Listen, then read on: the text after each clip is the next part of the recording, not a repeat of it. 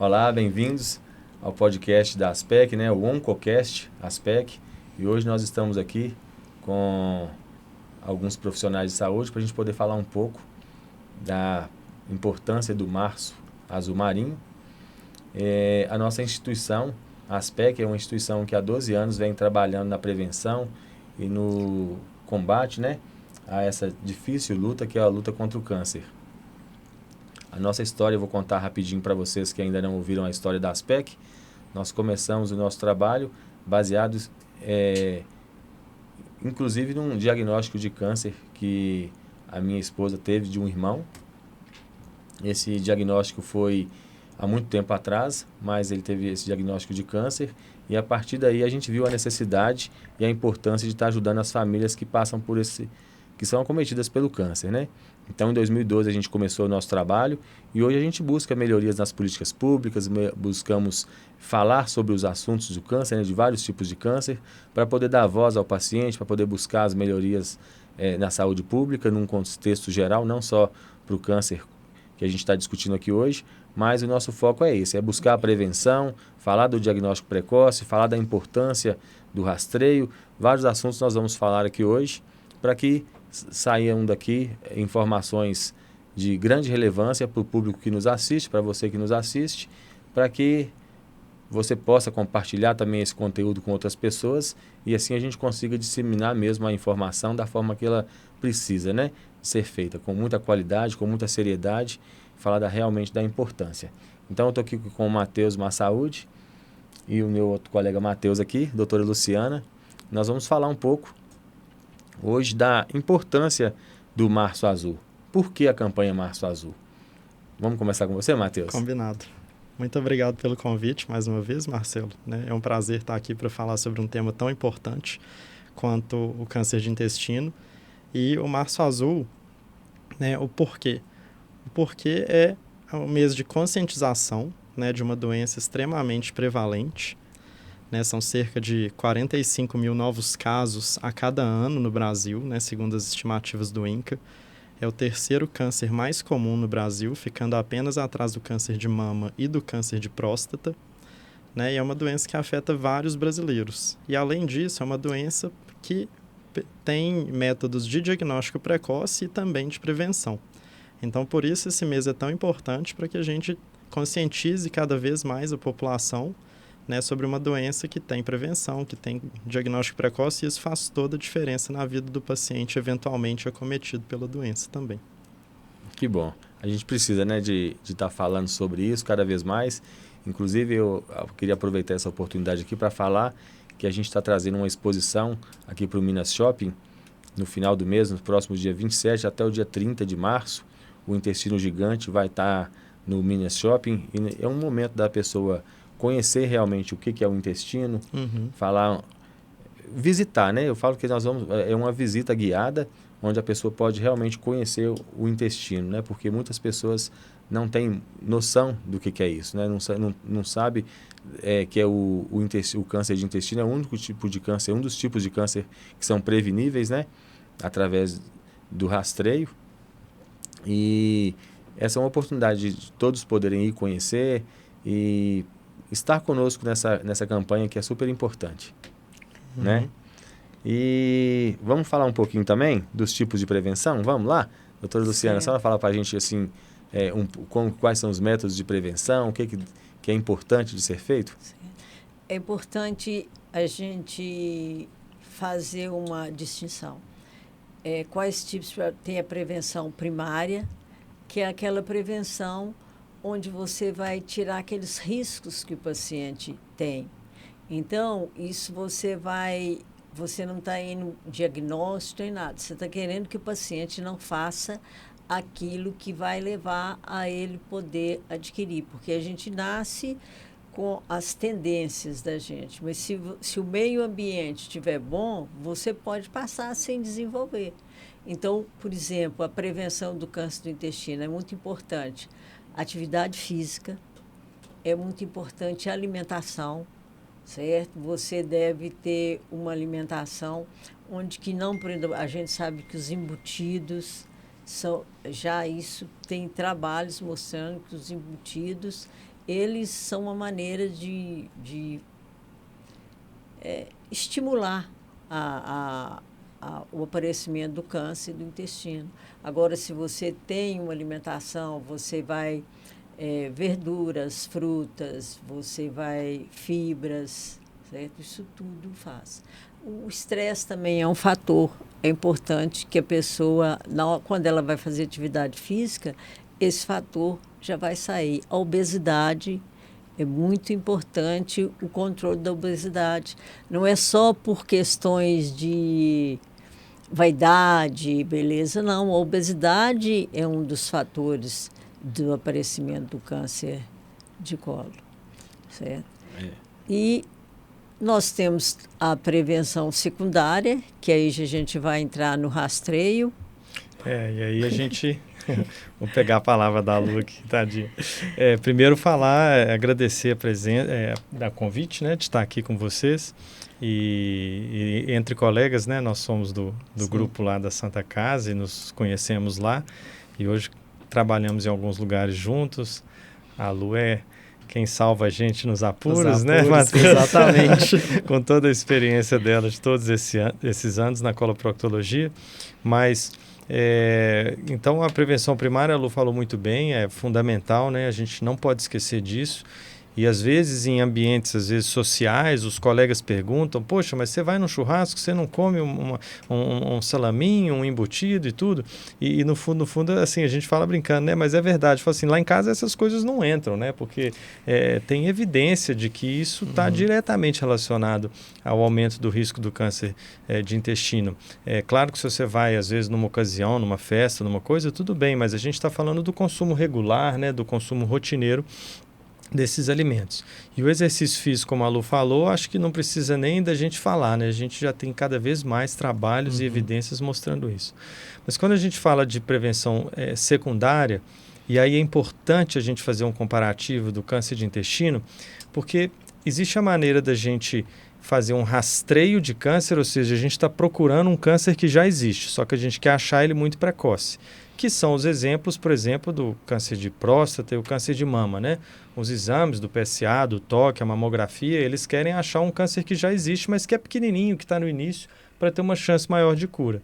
Mas no caso da coloproctologia, do câncer de intestino, é um pouco diferente, porque a gente não está só atrás do câncer, a gente está atrás de algo que vai aparecer antes de ser o câncer. Ou seja, a gente vai atrás de um precursor, que são conhecidos, né, como os pólipos que a gente fala. Então, os diferentes métodos que a gente tem, a gente pode falar isso, dos diferentes métodos, eles estão buscando achar um pólipo que nem é um câncer ainda e que nos dá uma oportunidade de ser removido enquanto o câncer não está instalado. Ou seja, a pessoa nem sequer desenvolve aquele câncer, né? Então, acho que essa que é a mensagem que a gente quer deixar, não só o Março Azul para buscar um câncer precoce, mas a gente quer tirar algo que ainda nem é, né? E que acho que isso é um fator importante.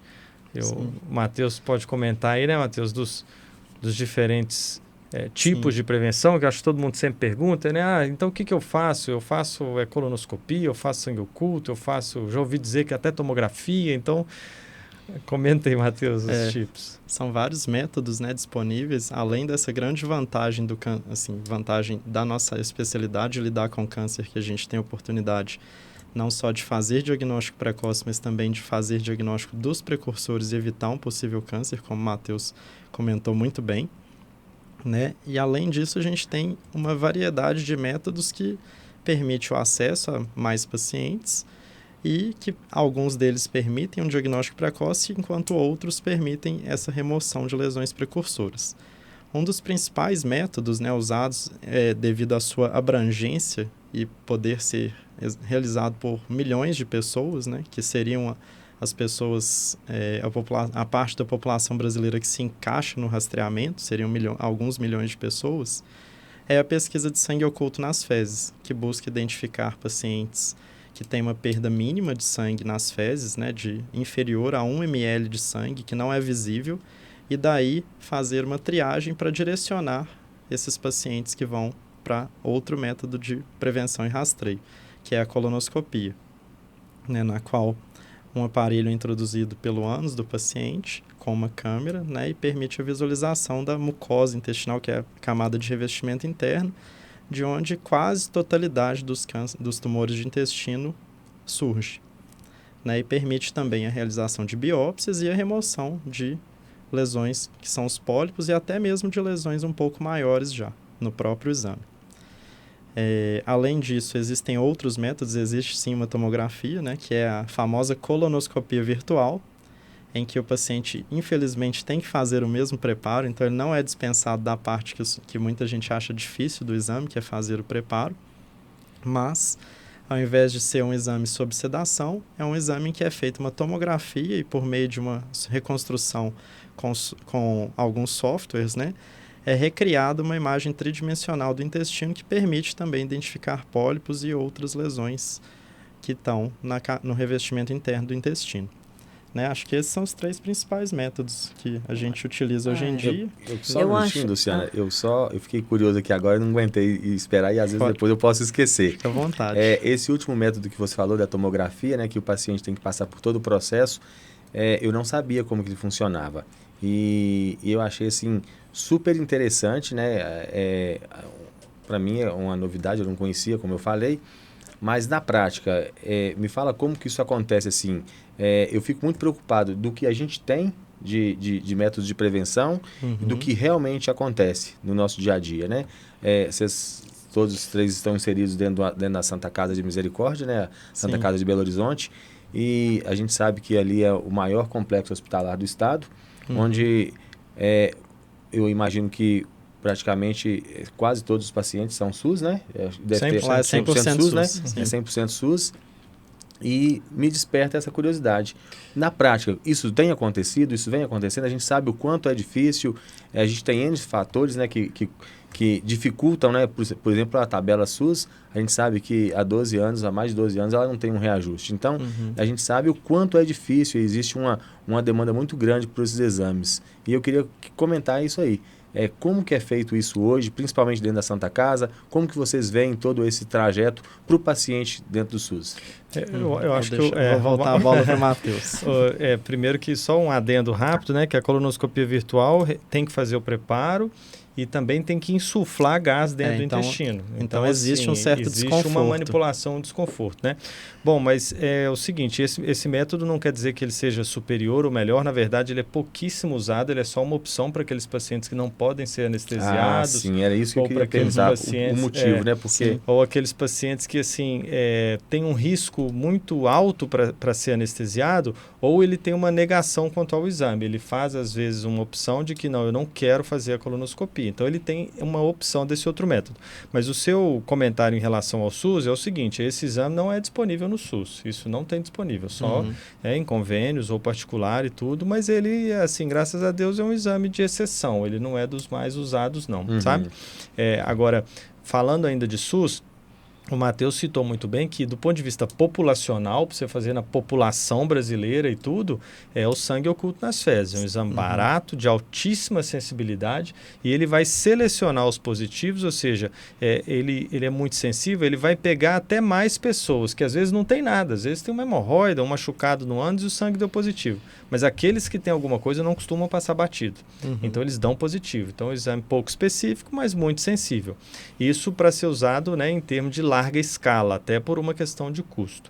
Não tem nenhum país no mundo dos mais desenvolvidos que consiga fazer colonoscopia em toda a sua população. Então, realmente, a colonoscopia ela é guardada para aqueles que têm acesso, ou que têm disponibilidade, ou que têm indicação por conta, por exemplo, do sangue oculto positivo. Na Santa Casa, nós tivemos uma mudança lá, a Lu até participou, na época que a Secretaria de Saúde tinha uma fila enorme de colonoscopia, eram mais de 6 mil, acho que 10 mil colonoscopias acumuladas, já solicitadas e que sem conseguir fazer. E nós tivemos uma mudança de gestão, né? Uma alteração lá no setor de colonoscopia nosso, onde conseguiram criar um espaço físico, criar uma dinâmica de trabalho, porque a colonoscopia não é só o custo do aparelho, ir lá pagar e fazer. Existe uma dinâmica envolvida para você conseguir fazer alta produtividade e conseguir fazer vários exames. E hoje, eu não sei assim, né? Não tenho dado exato comparativo, mas eu acho que poucos lugares no Brasil fazem um volume de colonoscopia que a gente faz lá, que é em torno de 5 a 6 mil por ano. Né? Então, num dia, a gente faz 12 de manhã e 12 à tarde. Então, são quase 25 colonos todos os dias de segunda a sexta. E a gente não tem fila lá na Santa Casa. Então, se chega um pedido de colonoscopia gerado lá pela Santa Casa, ou que veio de alguma, da Secretaria de Saúde, aquele exame é feito no máximo em torno de 30 dias, sabe? É muito rápido mesmo. Então, a gente não trabalha mais com fila. E lá a gente tem, obviamente, como todo hospital público, a tabela SUS não deixa a gente fazer muitas coisas, né? Então, assim, a codificação, só existem dois códigos, né? Que é a colonoscopia e polipectomia. Não existe mais nada, né? Existem vários outros procedimentos que a gente faz que não estão contemplados na tabela SUS. Mas, ainda assim, a gente consegue fazer lá um bom trabalho. A gente tem assim, estatisticamente um empenho grande lá e um número de alta resolutibilidade, né? Assim, os casos de lá resolve-se lá, a gente costuma, né? Sim. Aí, Marcelo, tem só uma parte aí, que aí nós já estamos entrando no diagnóstico. Então, eu acho importante a gente chamar a atenção aqui para o Março Azul, que é para prevenção. Nós não temos um programa de saúde pública para rastreio de tumor de colo. É muito mais barato você prevenir do que você tratar. Sem dúvida. Um paciente que você faz diagnóstico, ele vai passar por cirurgia, vai passar muitas vezes por quimioterapia. Então, eu acho que um dos objetivos do Março Azul, além de orientar, né, de esclarecer, é mais esclarecer as pessoas saberem que existe o câncer, que ele pode ser prevenido, ele pode ser as lesões precoces, não precoces, as lesões pré-clínicas, quer dizer, aquelas que ainda não são tumores, elas podem ser diagnosticadas. Então, eu acho que um dos objetivos do Março Azul também é para poder chamar a atenção das autoridades. Acho que esse é o mais importante de tudo, né? Chamar a atenção das autoridades. Porque, às vezes, eles falam, não, nós não vamos fazer uma campanha porque isso vai gerar muita colonoscopia.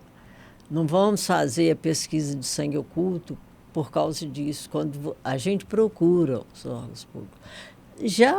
Isso já evoluiu muito, entendeu? Porque antes a gente nem podia fazer campanha. Com certeza. Antes não podia ter o Março Azul. Entendeu? Não podia ter, não podia. Hoje isso já é permitido, hoje já tem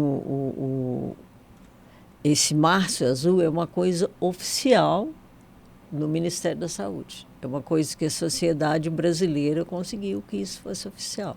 Então, quer dizer, a sociedade pode fazer. Porque o que ocorre na prevenção hoje? A prevenção hoje, nós temos dois tipos. Uma que é ocasional, que é aquela que o paciente te procura porque ele ficou esclarecido. Ou então o paciente vai consultar por causa de uma hemorroida e você vê se esse paciente, se ele está fazendo a prevenção ou não. Ou então, se alguma instituição faz isso. Entendeu? Se alguma instituição faz assim, não. Por exemplo, uma firma, vamos supor uma indústria. Ela podia fazer isso. Ela podia, no Março Azul, dar para os funcionários dela, certo, a pesquisa de sangue oculto. Ou talvez, eu acho que Entendeu? até seria importante, talvez até colocar isso no exame periódico, né? Acho que quando o funcionário está inserido numa empresa, dentro do exame periódico, a própria empresa já solicitar por conta dela, olha, faz o exame de rastreio e outros exames para diagnosticar outros tipos de câncer também.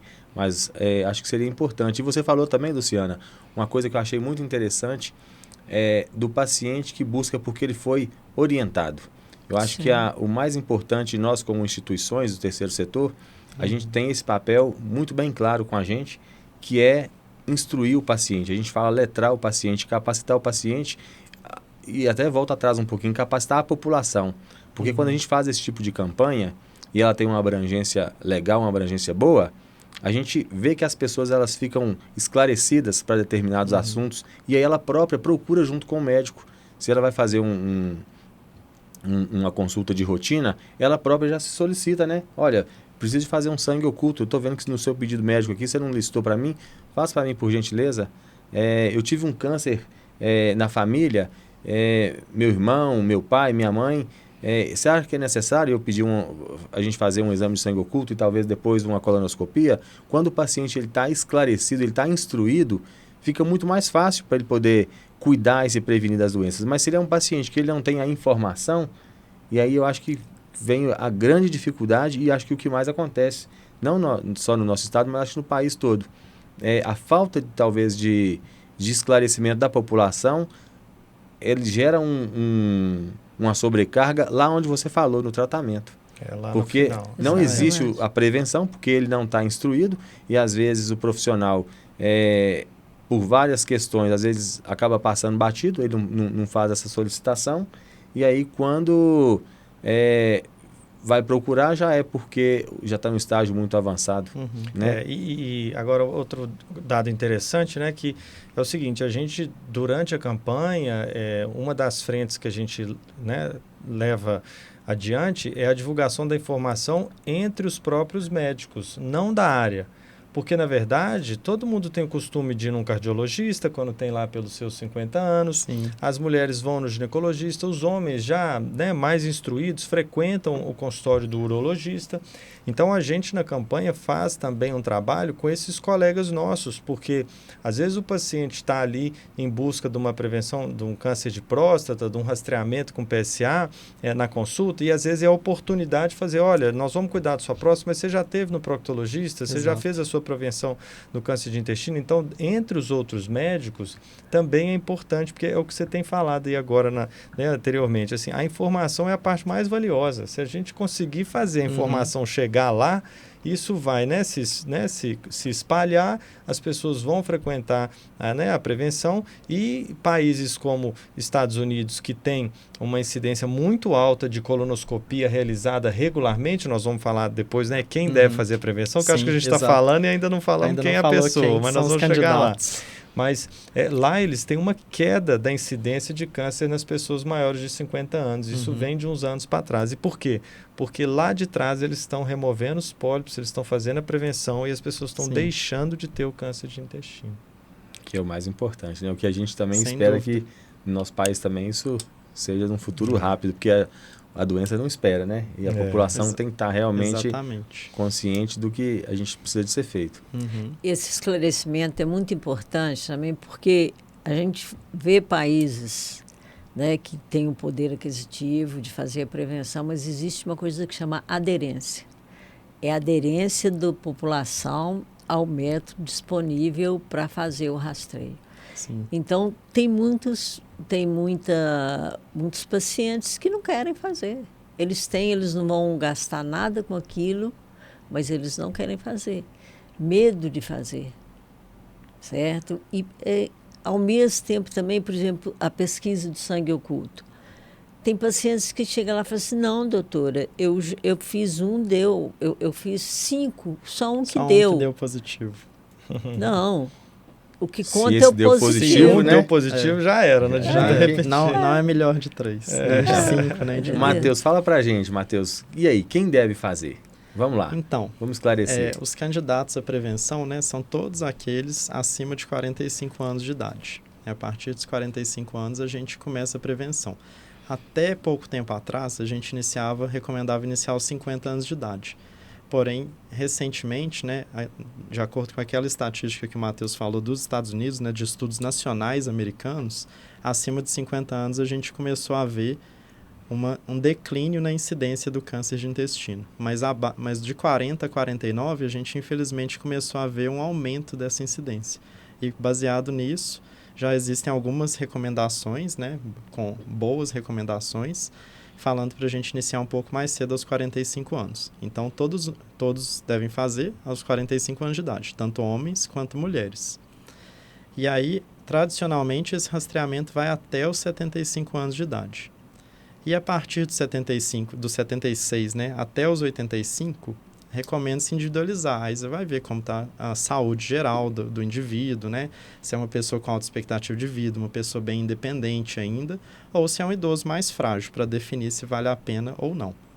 E aí a gente vai definir qual vai ser o método utilizado. Se vai ser pesquisa de sangue oculto nas fezes, que vai ser feita todo ano. Em caso positivo, o paciente será direcionado para uma colonoscopia, ou a colonoscopia que tem intervalos maiores, né, entre um exame e outro, mas que os intervalos dependem também dos achados da colonoscopia.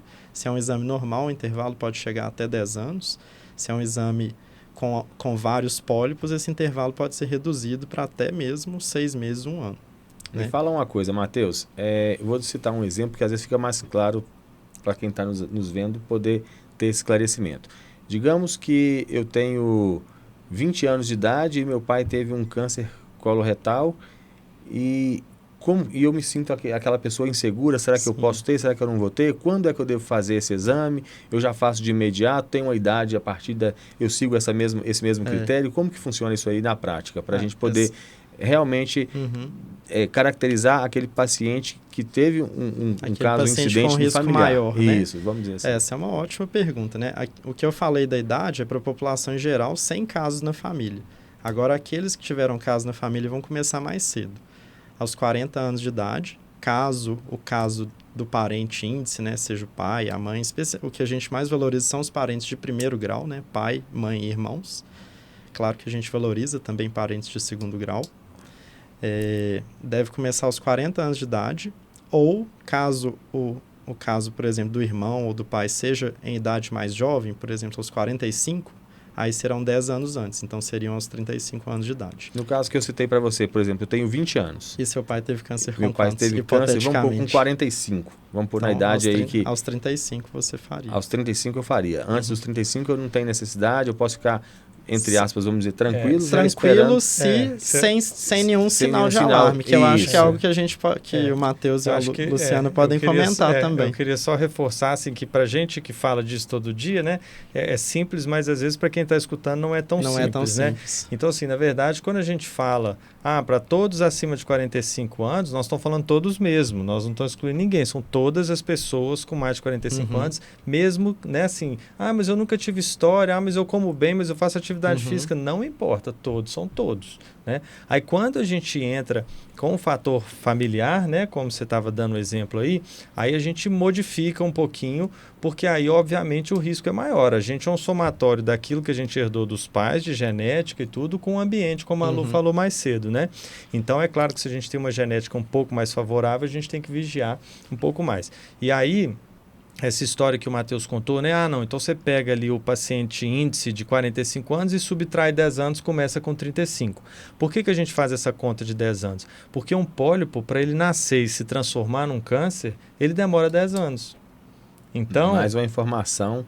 Então você tem uma grande janela de oportunidade. Você tem muito né? tempo para se cuidar, você tem muito tempo, assim, é uma oportunidade muito grande. Sim. Agora, é óbvio, se tem história familiar envolvida, significa que essa velocidade pode ser um pouco maior. Então, além de eu começar mais cedo, o intervalo entre as colonoscopias vai ser de 5 em 5 anos. E aí, fazer só uma ponderação que quem é de alto risco, que é aquela história assim, né, história familiar ou alguma síndrome genética na família, esse grupo saiu do sangue oculto. Esse grupo é direto colonoscopia, eles são de alto risco. Eu ia, inclusive, fazer essa pergunta agora. A gente citou a idade de eu fazer 10 anos antes, né? E mais dos 20 até os 35, eu faço algum de sangue oculto?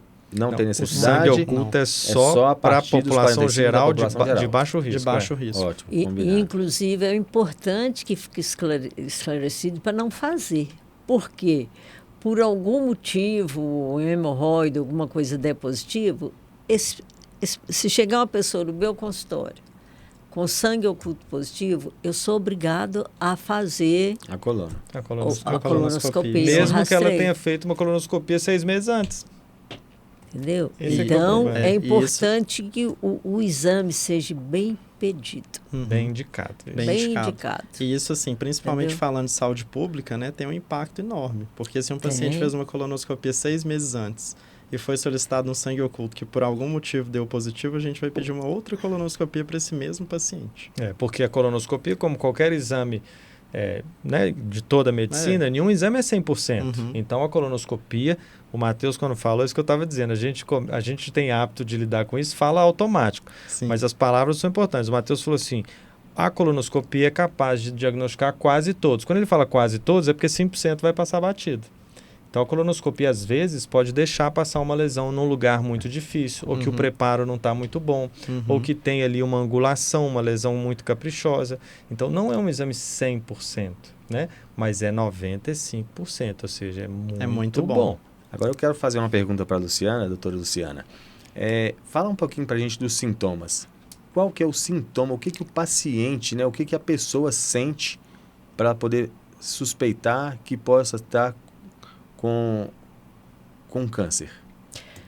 Quando a gente vai fazer a história do paciente, existe aquilo que a gente chama de sinal de alerta. Sinal de alerta que o paciente foi lá porque está com sangramento retal, certo? Isso é importante. Só o sangramento retal não quer dizer que a pessoa está com câncer, mas já chama atenção. Segundo, emagrecimento sem um motivo. A pessoa não mudou a dieta, a pessoa continua alimentada da mesma maneira e emagrece. Segundo, cólica abdominal. Um paciente que está tendo cólicas abdominais persistentes, passou mais de 30 dias, esporadicamente tem aquelas cólicas e não tem um motivo, porque às vezes você excedeu em alguma alimentação, tem algum alimento que você tem alergia e comeu, mesmo sabendo, deu vontade de comer e comeu. Mas quando começa a ter essas cólicas, já é um sinal de alerta. Né? Então, esses pacientes que têm esses sinais de alerta, a gente já vai fazer um exame, não com prevenção. A gente já vai fazer o exame para procurar alguma patologia. Então, isso é muito importante. Não é? A prevenção é muito importante, mas você está atenta está observando, né? Está observando esses sinais para que possa ir atrás. Joia. Isso acho que é importante, porque às vezes a pessoa está com todos os sintomas, mas voltando atrás de novo, pela falta de informação, ela não busca. E às vezes quando busca já num tempo tardio, vamos dizer assim, né? E aí não acontece o diagnóstico precoce. A gente volta sempre a falar da importância do diagnóstico precoce, né?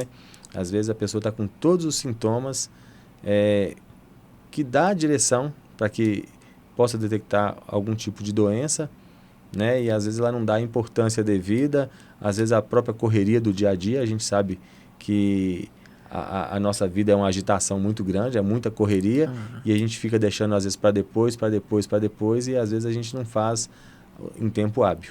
Né? E se tratando de sangramento, é muito importante, toda vez que eu atendo um paciente que tem hemorroida, que tem sangramento, eu chamo atenção. Olha, hoje esse sangramento seu é hemorroida, mas você não pode a vida inteira achar que todo sangramento que você tem é hemorroida. Você tem que estar atento, certo? Você está com crise hemorroidária, está doendo, está sangrando, tudo bem, não vai falar também todo paciente sangrou, não é hemorroide, mas porque o sangramento pode ser uma hemorroida, pode ser uma fissura, mas pode ser também um pólipo, pode ser também um câncer retal. Certo? E eu acho que uma coisa, né, de falar dessa questão de se observar, né? Observar as fezes, observar essas cólicas, como a Lu falou. Outra coisa importante é observar também o padrão do intestino. Todo mundo, por pior ou por melhor que seja o intestino, ele tem um certo padrão. E essa mudança súbita ou estranha do padrão também chama atenção. Especialmente então, se a pessoa tem o intestino, né? sempre foi meio preso, aí de repente já está com diarreia, o intestino solto, não está comendo nada diferente, a vida segue normal. Ou o contrário, a pessoa que tem o intestino super solto, de repente começa a ficar com o intestino sentindo muito constipado e tudo. Ou seja, a gente tem que se observar também e notar quando algo está um pouco diferente e procurar ajuda. Exatamente. Né? Formato das fezes também, às vezes sai muito fino, isso também é necessário de observar. Então vamos recapitular aí a importância então, né, dessa campanha é isso. A gente tomar bastante cuidado, principalmente com a alimentação, hábitos saudáveis de vida, atividade física, o ganho excessivo de peso, que acho que a gente tem que cuidar não só, né, pro câncer coloretal, mas isso para todas as patologias, para todos os tipos de câncer. E esses fatores que a gente mencionou agora, que são importantíssimos, né? Então a gente tem que realmente ficar atento, cuidar bem da nossa saúde, acho que é o mais importante. E, como se diz, viver também, né? Porque a gente não pode ficar... Sem dúvida. Estamos aqui para isso. Não podemos ficar inseridos, preocupados com a doença, mas temos que ficar sempre atento aos alertas, né? Sim. Atento aos alertas, porque eu acho que a importância do diagnóstico é isso, é ficar atento aos sintomas, aos sinais, aos alertas, para que a gente consiga realmente detectar um câncer precocemente aí, no caso do câncer coloretal, né?